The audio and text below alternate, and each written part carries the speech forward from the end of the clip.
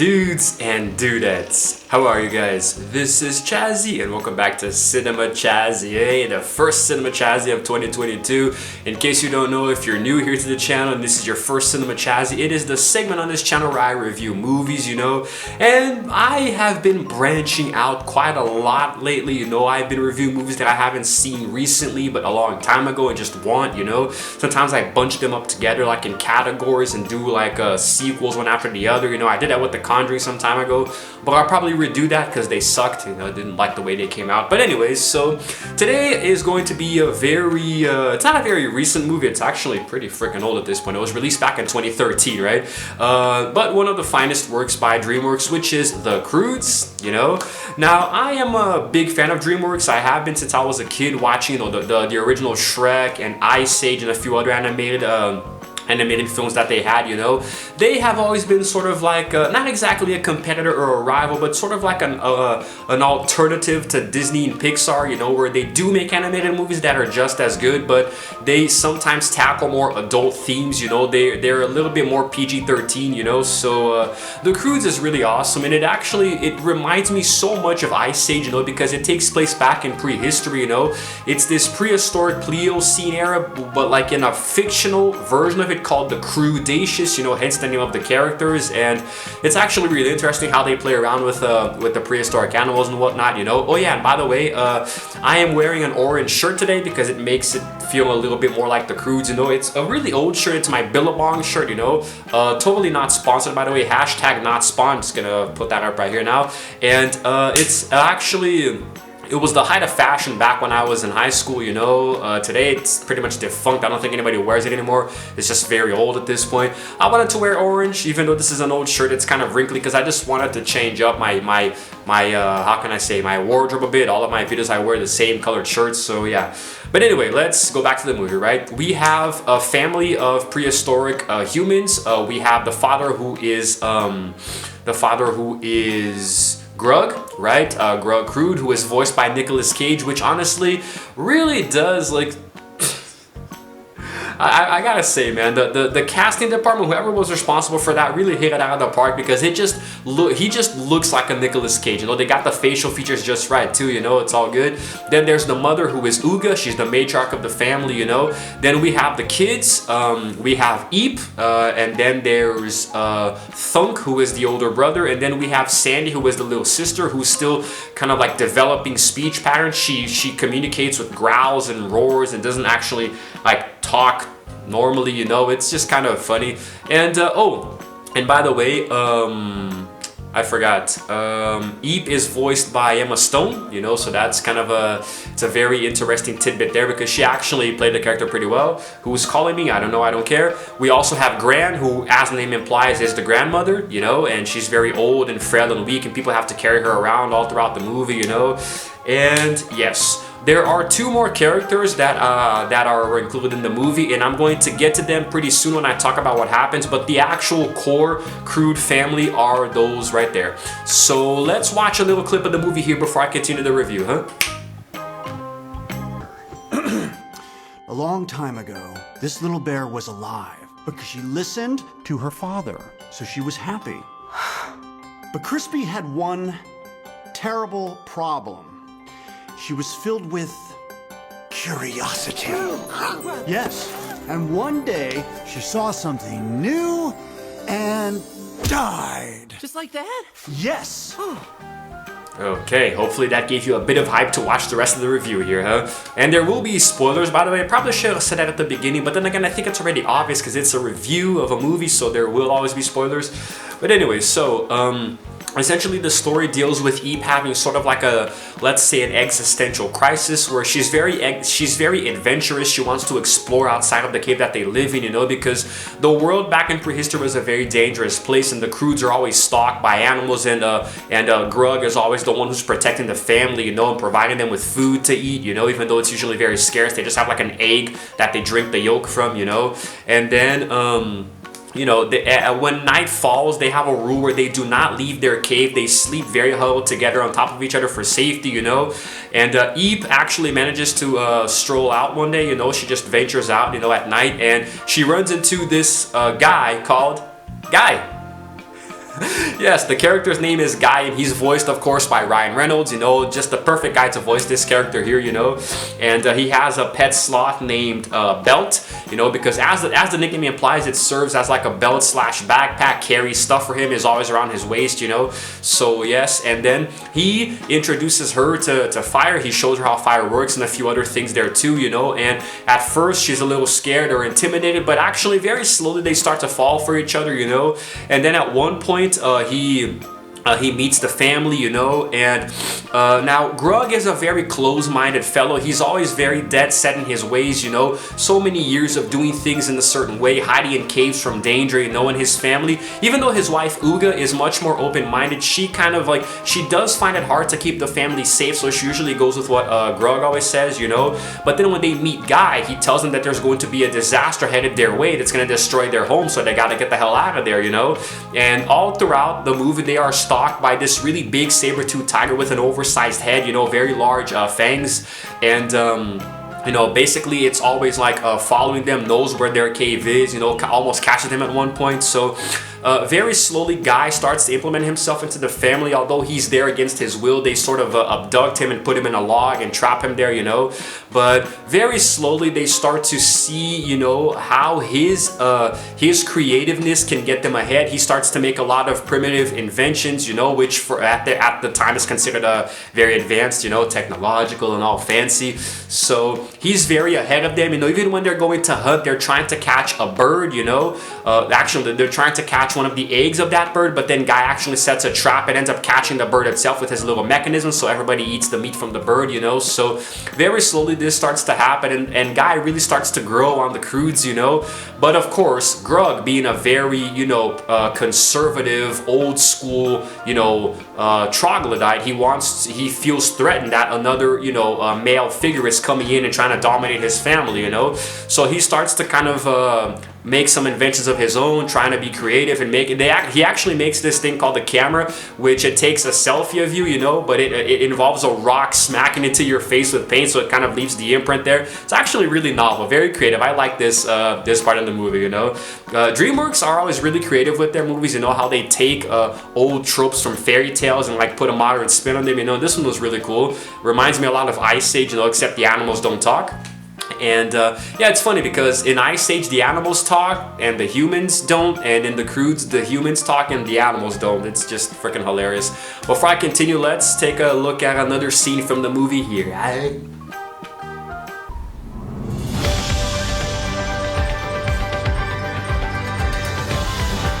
We never had the chance to explore the outside world.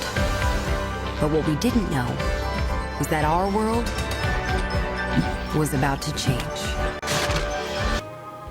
So, a turning point in the movie is when an earthquake does indeed destroy their cave and the surrounding lands, and all of the Croods flee into this forestal terrain, you know, this very brightly colored jungle that was under their home mountains, you know. And that's when it starts to play out, like I said before, about their relationship with Guy, you know. And they encounter a whole new array of different animals that they've never seen before. Some are very dangerous, like this thing called the piranha-keet, which is like a parakeet mixed with a piranha, you know. And it's pretty much a flying piranha, you know. There are these really big thingies called these whales, I think. Let me see if I can find it here. Yeah, it's pretty much a ground whale. It's a whale that walks on land, you know.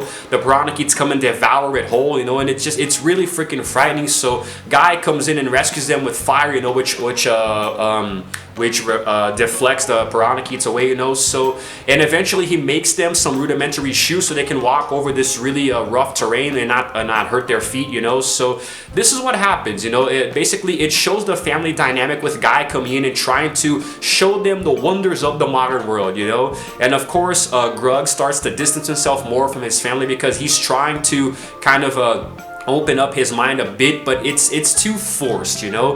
With Grug, it's not natural, you know. It's just like he doesn't really have the wisdom behind it, you know. And eventually it leads to a very bad discussion with Guy, where they actually get into a fist fight and they fall over a cliff and into a tar pit, you know. And at first all hope is lost because Guy reveals that he actually lost his whole family to a tar pit, you know. And Grug actually it softens him a little bit, so they actually decide to work together together to escape, you know. They see the saber-toothed tiger, which, by the way, I think within the lore, the mythology of the Croods universe, this tiger is called Chunky, you know. So they see Chunky, right, and they kind of set up a ruse with a fake puppet that looks like a female version of Chunky, you know, a saber-toothed cat. So then they attract him. He comes over, and the cat is fleeing, so he thinks Chunky thinks the other cat is in trouble, so he grabs her, right, and pulls her out, and also, you know, Grug with Guy, and then the tiger gets pissed, you know, and comes after them, but then it gets caught on a little tar thing, and it just gets flung all the way to another part of the map. I don't know, it's like Fortnite or GTA, it just gets flung over to the other side of the map. So very good character dynamics, you know, between the characters themselves, and how even Grug eventually does warm up to Guy, you know. There is a moment where danger strikes, and Grug tries to get his family into a cave, but they have already, you know, shed from that, you know. They don't want caves anymore, they just want to go with Guy and embrace the new world, you know. So that's what happens. Grug officially stops being like the patriarch, you know, but eventually towards the end, Guy starts to talk about this place called Tomorrow, where the sun shines. They don't have to be afraid of anything, you know. There is kind of like a little discussion here, you know. Curiosity is not to be feared in this land of Tomorrow here, you know. So then what happens is that this other cataclysmic event starts to take place, you know, around them. Let me see if I can, there's like a little cheat sheet here. It's a volcanic cataclysm, you know, it begins, you know, but then everybody's running away from it, but then they are at the edge of a chasm, you know, where the continents are actually drifting apart. Reminds me of Ice Age continental drift, you know, and then there's smoke everywhere, you know, pyroclastic flows, and over on the other side they see the sun, which is what Guy says is Tomorrow. So one by one, Grug picks all of them up and flings them over to the other side to safety, while he himself intends to stay behind, you know. But then he goes into a cave and encounters Chunky again, who reveals that he is afraid of the dark, you know, so he kind of like cuddles up to him, you know, and they both have the fire there so they can stay away from the dark. And one thing leads to another, and then Grug finds this rib cage of a ground whale, you know, and puts in some tar, you know, with the fire, and straps some piranha keys to it, you know, kind of like Pixar Up style, you know. And he starts to fly out of there, you know, with those birds. It kind of reminds me more of James and a Giant Peach, you know. It's a very rudimentary thing.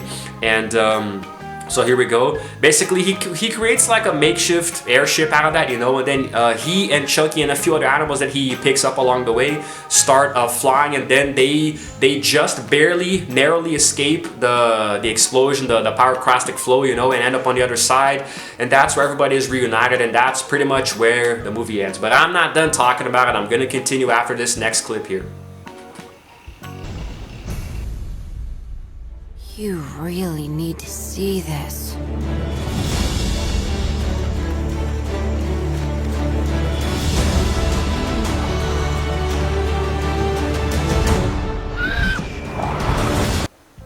Okay, so now on to the more technical side of things, you know. Me personally, I really enjoyed this movie. There actually is a sequel that released in 2020, and there's also this new animated series on Netflix, but I didn't really bother to watch that, you know. It's just not my style, and I'm not in like a big rush to see the sequel, you know. DreamWorks has this, you know, and Pixar as well, where they just keep making a bunch of sequels, you know, one after the other, and I have been watching a lot of DreamWorks and Pixar movies. I think it's mostly just DreamWorks. Yeah, I've watched the Croods. I've seen both. Well, the first two, How to Train Your Dragons, you know. I've seen the Secret Life of Pets 1 and 2. I've just been watching a bunch of these movies because, I don't know, I just feel like I've been missing out on something, you know. But I'm going to be reviewing all of them at one point, starting with the Croods, of course. And I don't know, I just think it's I'm kind of like a sucker for prehistory, you know, dinosaurs, things of the sort, because I used to be obsessed with them when I was a kid, you know, and I still do have an interest in them. I do like them a lot. So a movie like the Croods, you know, sort of like Ice Age, where it goes back to prehistory, you know, and the glacial periods, you know, I think is really cool, and putting a lukewarm spin on it, you know, having animals that talk, you know, and are always very friendly. So me personally, I think it's really cool. If I had to give the Croods a rating, well, that's just the problem, isn't it? I would probably have to say maybe 8 out of 10. I liked the movie, don't get me wrong, it was really nice, but because I had already seen so many other movies prior to it, you know, or maybe it's because DreamWorks always follows a very similar formula, a lot of the plot points in the movie were very predictable, you know, I already knew what was happening, there was very little tension, I knew that Grug wasn't gonna die, you know, it's just like, I don't know, the attempts to build tension, like, I guess I already, because it is a kid's movie at the end of the day, I kind of knew already what it was about, so I knew that nobody was gonna die, there wasn't gonna be anything too heavy, you know, so very predictable, enjoyable, very entertaining, I liked it a lot, but it wasn't enough to save it from the predictability, you know, so... But I like the character development and the relationships that they formed, you know, especially with Guy, who comes in and very slowly grows on them, you know, it's really, really cool how that works, and them trying to create what would be to them modern day inventions that are actually, you know, very old-timey for us, you know, so I thought that was a nice touch as well. I don't know, man, I just really liked it a lot. I thought it was really, really entertaining, you know, and at the end of the day, it's a good movie. It's a good movie. Not everything has to be a perfect 10 out of 10, you know. I liked it, but there were a few of the flaws there, you know. Soundtrack was nice, the CGI was amazing, you know, the vast sprawling lands. Watching a movie like that on this TV of mine is just incredible because I see, you know, all of the really just, I don't know, it's different, man. It's different seeing it on a 50-inch 4K TV. It's a movie like that just looks amazing, you know, as any movie does actually. So yeah, I guess that's pretty much it. Very nice story. Not exactly novel, you know, it just reminds me a lot of other movies, like for example, The Good Dinosaur, that also came to mind. But it was good. It was good, man, you know, and I think that's all I can say about it, you know. I think I've covered pretty much all of it, you know, how the Croods were able to embrace change and modern, you know, modernness, you know, I don't know. Everybody in the end had an open mind, and I don't know what the sequel will entail, but I guess it'll, I don't know, man, every DreamWorks movie has a happy ending, so the sequel, even though it always feels inevitable, I don't really know what else the conflicts can be, but we'll see. So yeah, guys, that's it. If you have seen this movie, let me know in the comments below what you thought about it, you know, and I'm sorry if I don't really sound very enthusiastic, you know, it's because I'm not. I'm actually kind of peeved because this is probably like the third or fourth time I've had to re-record this review because of other issues before, so I'm just got a little stale, so it's all good, guys, but hopefully this is going to be the final time. And if you happen to like this video, please go ahead and give it a like, and also subscribe to my channel because I release videos every single day, and while you're at it, you might as well also hit the notification bell to know exactly what time I upload said videos, right? Videos every single day on the Chazzy channel, baby. And that's it. This is Chazzy signing out for now, and as always, I will see you guys in the next video. Roll the outro screen, which is also orange in the background, so let's see it.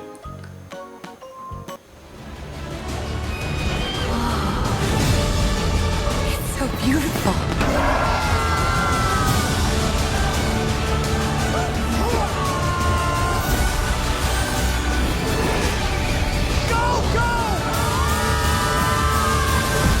DreamWorks The Croods.